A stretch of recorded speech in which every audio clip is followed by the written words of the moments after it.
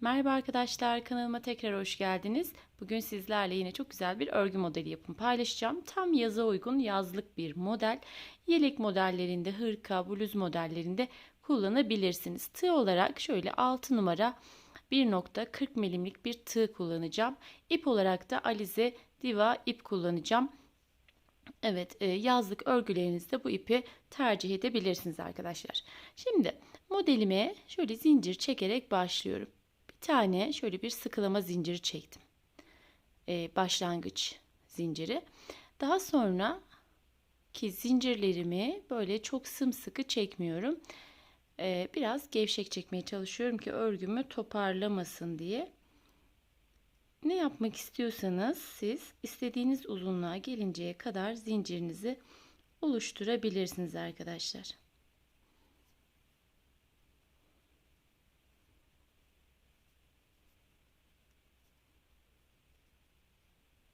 Evet, bu kadar anlatmam için yeterli modelime.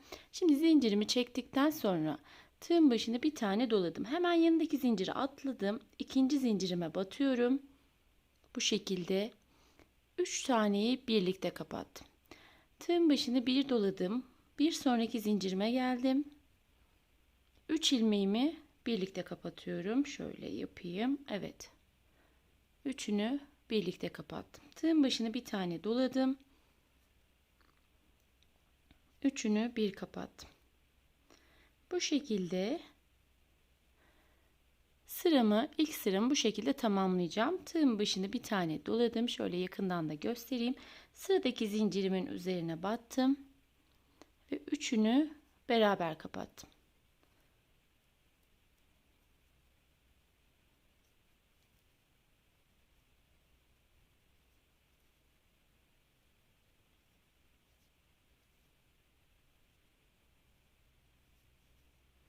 Evet, bu şekilde sıramın sonuna kadar devam ediyorum. Evet, şimdi ben ilk sıramı böyle yarım trabzan yaparak ilk sıramı tamamladım. Şimdi sıramın sonuna geldim. Burada 5 tane zincir çekiyorum. 5 zincirimi çektim. Örgümün arka tarafını çevirdim. Tığımın başını 1, 2 ve 3. 3 defa doladım. Buraya dokunmuyorum. Burası zaten zincirimin dengine, şöyle zincirimin alt kısmına denk geliyor. Şimdi buraya dokunmuyorum. Hemen yanındakine atlıyorum ve bir sonrakinin üzerine batıp tığımın başını 3 defa dolamıştım. 2, 2, 2 ve 2 olmak üzere 4 defa da çektim. Şimdi şöyle ilmeğimi çok hafif serbest bırakıyorum. Tığın başını bir tane doladım. Şuralarda kıvrım yerlerimiz var. Bakın 1, 2 ve 3 tane. Şöyle yakından göstereyim. Şöyle iki teline birden batıyorum ve bir ilmek aldım.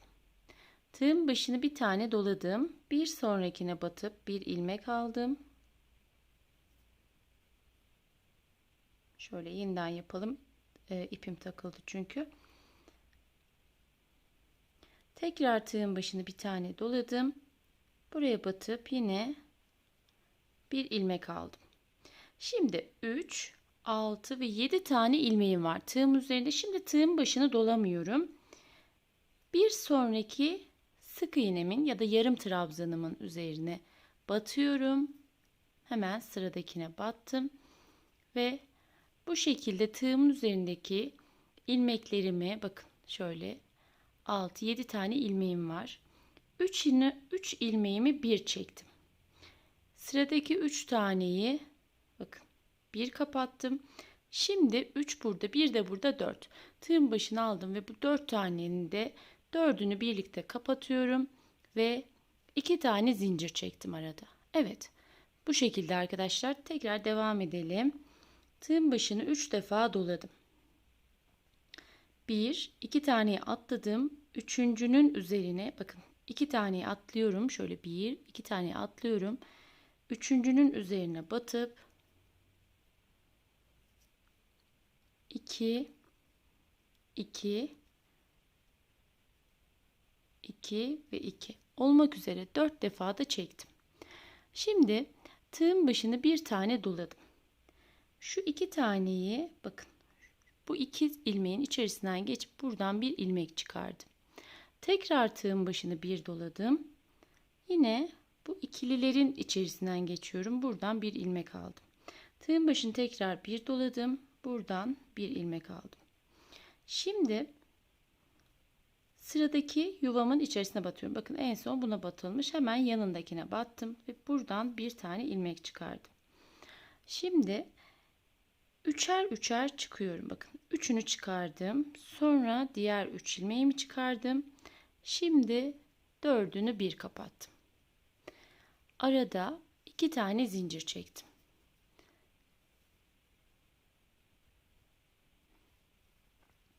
Tekrar tığın başını 3 kez doladım. Arada 2 tane atlayıp üçüncünün içerisine batıyorum yuvamın. 4 defa da çekiyorum. 1, 2, 3 ve 4. İkişer ikişer olmak üzere 4 defa da çektim. Tığımın tepesini bir tane doluyorum, tığın başını. Şimdi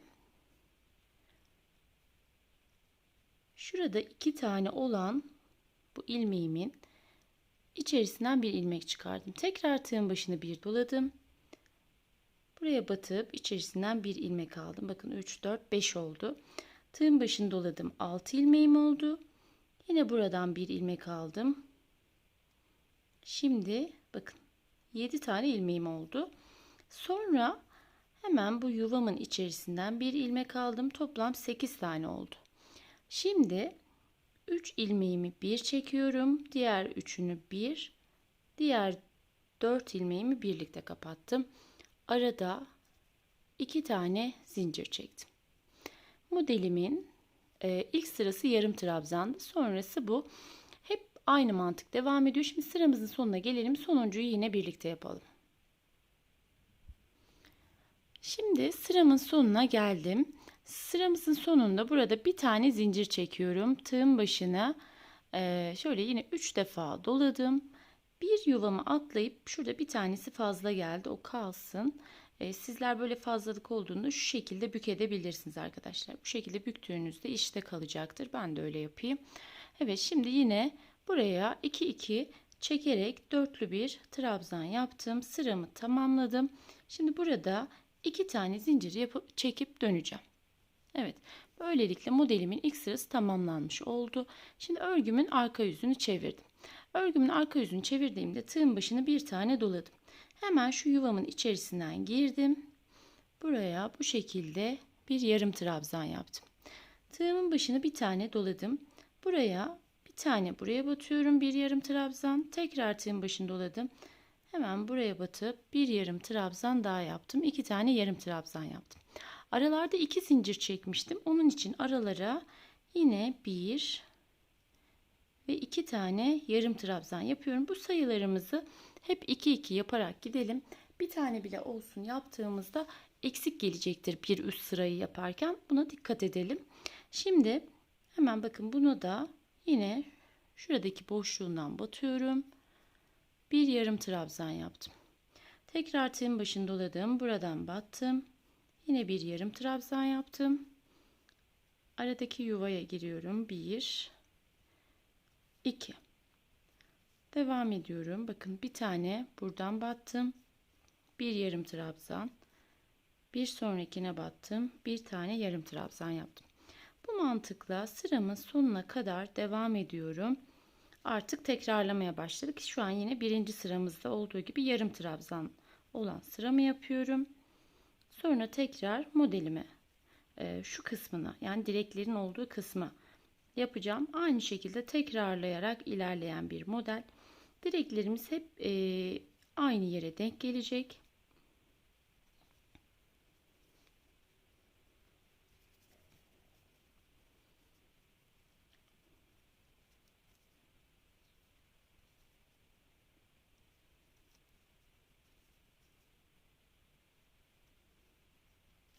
Şimdi sıramın sonuna geldim. Burada 5 zincir çekmiştim. Bir şöyle aradan girip bir yarım trabzan yapıyorum. Bir de zincirin en tepesine batıp buraya da yine bir tane yarım trabzan yapıyorum. Evet, bu şekilde şimdi 5 tane zincir çekip örgümün diğer tarafını çevirdim. Yine 5 zincirden sonra tığımın başını 3 defa doladım. Bakın, bu zaten bunun alt kısmına denk geliyor. Bunu atlayıp buradan batıyorum ve dörtlü trabzan yapıyorum 2-2 çekerek. Daha sonra tekrar tığın başını bir doladım. Şu şekilde ilmeğimi aldım. Tığın başını doladım. Bakın, buradan bu şekilde ilmek aldım.